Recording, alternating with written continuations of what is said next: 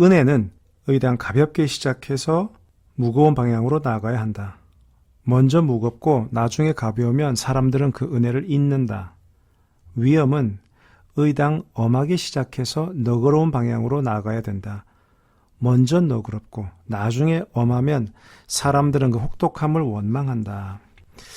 그러니까 사람을 대할 때 은혜, 그러니까 잘 대해주는 것과 그 다음에 위험, 엄하게 대하는 것, 그것을 강도와 순서를 어떻게 하는가에 대한 한 가지 지침을 주고 있는데요. 이렇게 얘기를 하죠. 다른 사람에게 잘해주는 은혜를 베푸는 것은 처음부터 너무 잘하려 하지 말고 처음에는 가볍게 작게 시작해서 점점점 그 강도와 깊이를 올려가야 된다. 그러지 않으면 처음에 너무 잘해주고 나중에 잘해주지만은 나중에 점점 그 강도가 낮아지면 어떻게 은혜를 잊는다는 거죠. 반대로 위험, 뭔가 누구한테 좀 엄하게 할 때는 처음에는 좀 엄하게 하지만 점점 이렇게 시간이 갈수록 너그럽게 하라. 먼저는 너그럽게 하는데 나중에 엄하게 하면 사람들은 저 사람 되게 혹독하다 이렇게 생각하기 마련이다. 그래서 한번 이건 그렇게 어렵지는 않으니까 다시 한번 읽어드리는 걸 마무리하겠습니다. 은혜는 의당 가볍게 시작해서 무거운 방향으로 나아가야 한다. 먼저 그 은혜를 무겁게 즉 잘해주고 나중에 가벼우면 잘 못해주면 사람들은 그 은혜를 잊는다. 위험은 의당 엄하게 시작해서 너그러운 방향으로 나아가야 된다. 먼저 너그럽고 나중에 엄하게 하면 사람들은 그 혹독함을 원망한다. 자, 그 다음에 171번째 문장입니다. 마음을 비우면 자연히 본성이 나타난다. 마음을 쉬게 하지도 않은 채 본성만 찾는 것은 마치 물결을 헤치며 물속의 달을 찾는 것과 같다. 뜻이 정갈하면 자연히 마음이 맑아진다. 뜻을 정갈하게 하지도 않은 채 맑은 마음만 찾는 것은 마치 맑은 거울을 찾아 헤매다가 오히려 거울 위에 먼지를 더 내려앉게 하는 것과 같다. 약간 이거는 이제 불교적인 관점이 있는 것 같아요. 그러니까 명상을 하고 마음을 고요하게 해라. 마음 자체가 고요하지 않고 들떠 있으면 그 모든 일들이 잘 되어가지 않는다. 그래서 마음을 비우고 뜻을 정갈하게 하는 그런 마음의 수양 자세가 필요하다. 그래서 우리가 뭐 명상 같은 걸 많이 하는 이유가 우리가 항상 마음이 이렇게 뭐랄까 힘들거나 안 그러면 너무 기쁘거나 슬프거나 안 좋거나 마음이 이렇게 붕 떠 있거나 격정적인 상태가 있으면 일들을 제대로 처리할 수가 없죠. 그래서 무릇 군자라 함은 좋든 나쁘든 어떤 일에 돌입할 때는 마음을 평정심을 갖도록 노력을 한다는 거죠. 그래서 이런 마음의 자세를 갖는 것이 중요하다. 이런 내용인데 한번 읽어드리겠습니다. 마음을 비우면 자연히 본성이 나타난다. 마음을 쉬게 하지도 않은 채, 즉 마음을 한 번씩 좀 쉬게 하라는 거죠. 마음을 쉬게 하지도 않은 채 본성을 찾는 것은 마치 물결을 헤치며 물속의 달을 찾는 것과 같다. 뜻이 정갈하면 자연히 마음이 맑아진다. 근데 뜻을 정갈하게 하지도 않은 채 맑은 마음만 찾아 헤매는 것은 마치 맑은 거울을 찾아 헤매다가 오히려 거울 위에 먼지를 더 내려앉게 하는 것과 같다. 자, 다음 172번째 문장입니다. 한번 들어보세요. 내가 존귀해졌을 때 남들이 나를 받드는 것은 나 자체를 받드는 것이 아니고 나의 높은 관과 넓은 띠인 사대부의 아관박대를 받드는 것이다. 반대로 내가 비천해졌을 때 남의 나를 업신여기는 것은 나 자체를 업신여기는 것이 아니고 이 배로 만든 옷과 집신인 포의 초리를 업신여기는 것이다. 자, 본래 나를 받드는 게 아니니 내가 어찌 기뻐할 필요가 있고 본래의 나를 업신여기는 게 아니니 내가 어찌 화낼 필요가 있겠는가. 그 아주 세상의 인심을 얘기를 하는 거죠. 사람이 잘나면 다들 그 사람에게 잘 보이려고 노력하고 아부를 떨죠. 근데 반대로 그 사람이 잘 못 나가면 업신여기는데 그게 세상 인심이긴 하지만 그 본질을 꿰뚫는 얘기를 하는 거죠.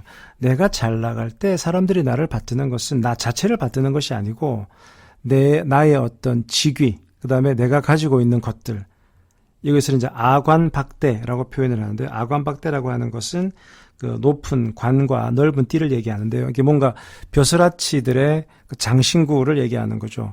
그 사람은 내가 가진 것을 받드는 것이란 말이야.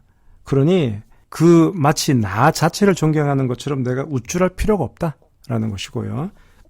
반대로 내가 비천해졌을 때 나를 업신여기는 것은 내 자체가 못나서가 아니고 내가 비천하니까 내가 입은 옷이 초라하고 내가 신은 신발이 초라한데 그거를 보고 그렇게 여기는 것이니까 그것 때문에 너무 마음 아파하지 마라. 그만큼 주체적이 되고 어떤 외부적인 것 때문에 사람들이 인심이 오가는 것에 너무 흔들리지 마라. 마음의 중심을 잡으라 라고 하는 이제 그런 가르침으로 이해할 수가 있겠습니다.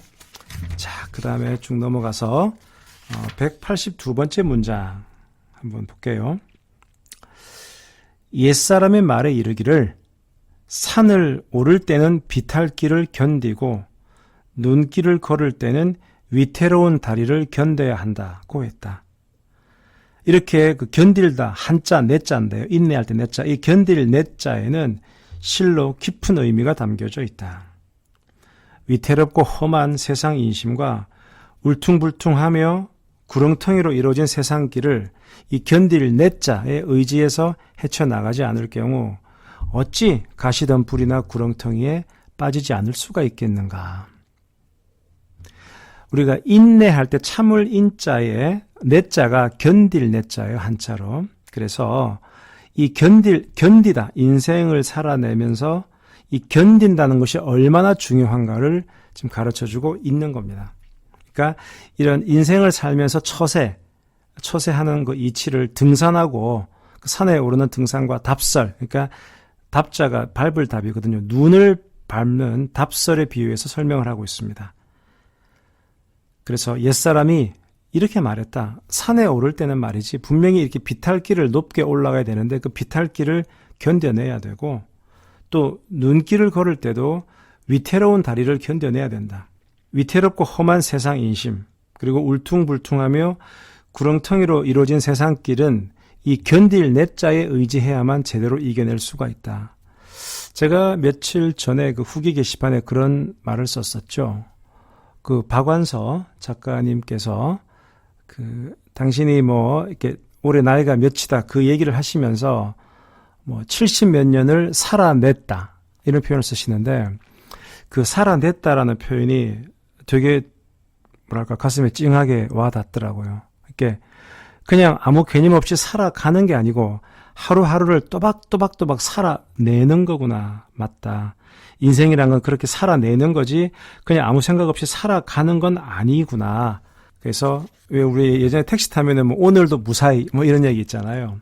저는 대박보다는 무탈이라는 것이 얼마나 행복하고 소중한 것인가라는 것을 나이가 들면서 조금씩 느끼고 있답니다. 자, 그 다음에 5번째 문장 184번째 문장입니다. 바쁜 가운데 한가함을 얻으려면 모름지기 먼저 한가한 때에 마음을 조절하는 손잡이를 확보해 두어야 된다. 떠들썩한 가운데 고요함을 얻으려면 모름지기 먼저 고요한 때에 마음의 주제자를 세워두어야 한다. 그렇지 않으면 상황에 따라 오락가락하고 사안에 따라 흔들리지 않는 경우가 없다. 제가 이제 사람들을 만나보면 뭐랄까 딱 이렇게 흔들림이 없는 사람들이 있어요.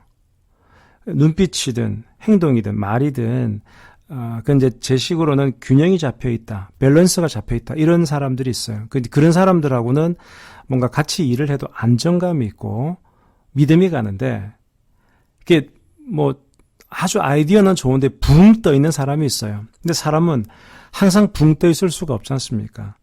붕 떠 있다는 것은 언제 또 이렇게 처박힐 수 있는 그런 가능성이 큰 거거든요. 그래서 항상 뭐랄까 일정한 마음의 파동을 유지하는 게 대단히 중요하다. 그런데 지금 최근 다음에서는 그렇게 하기 위해서는 바쁜 때가 아니고 한가로울 때 미리 내 마음을 닦으라 그 얘기를 하고 있는 것 같아요. 그래서 한번 여러분 생각해 보세요. 나를 다른 사람들이 소개할 때, 왜 있잖아, 김갑동이 걔 있잖아, 좀 이렇게 까불까불거리는 그 친구. 과연 나라는 사람을 다른 사람들은 몇 마디 말로 규정을 할 때 어떻게 규정을 할까? 한번 생각해 볼 필요가 있을 것 같아요. 즉 내가 주위 사람들에게 어떻게 이미지 메이킹 되어 있는가가 중요하지 않습니까? 자, 184번째 문장 다시 한번 읽어드릴게요.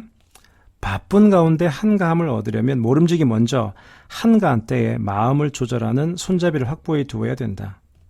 떠들썩한 가운데 고요함을 얻으려면 모름지기 먼저 고요한 때 마음의 주제자를 세워두어야 된다. 그렇지 않으면 상황에 따라 오락가락하고 사안에 따라 흔들리지 않는 경우가 없다. 자, 그 다음에 오늘 마지막 188번째 문장입니다. 몸가짐을 단속할 때 지나치게 깨끗해서는 안 된다. 명예를 더럽히고 욕되게 하는 것은 물론 때가 묻어 더러운 것까지 모두 참고 받아들일 줄 알아야 한다. 남을 사귈 때 지나치게 분명하려고 하지 말라. 선악과 현우를 모두 포용할 줄 알아야 한다. 그러니까 너무 깨끗하지 마라. 그리고 나만 너무 혼자 고고하려고 하지 마라. 이런 얘기는 책은담에서 자주 나오죠. 그러니까 좀 더러운 것까지 참고 받아들일 줄 알아야 된다. 포용할 줄 알아야 된다. 그런 얘기입니다. 그러면서 선악과 현우를 모두 포용할 줄 알아야 한다. 선악은 착하고 나쁜 것이겠죠. 현우, 현자가 어질현, 이렇게 현명한 현자와 우, 어리석을 우. 현명함과 어리석음 두 개를 모두 포용할 줄 알아야 된다. 그러지 않고 나는 선만 택할래. 나는 지혜로운 것만 택할래. 너는 짜시가 바보 같은 놈. 이런 식으로 사람들과 사물을 대하다 보면 어떻게 한다? 최근담에서 바라볼 때는 적도 많이 생기고 시기하는 사람도 생기고 결코 내 이 인생살이가 순탄치 않을 것이다. 그래서 너무 깨끗하려 노력하지 말고 뭔가 남이 욕을 얻어먹으면 같이 얻어먹는 그런 마음의 자세가 필요하다. 그것이 이 험난한 세상을 살아가는 군자의 지혜다라는 말을 최근담이 하고 있습니다. 오늘은 6개의 문장을 별 군소리 없이 딱 그 해석만 중심으로 해서 깔끔하게 살펴봤습니다.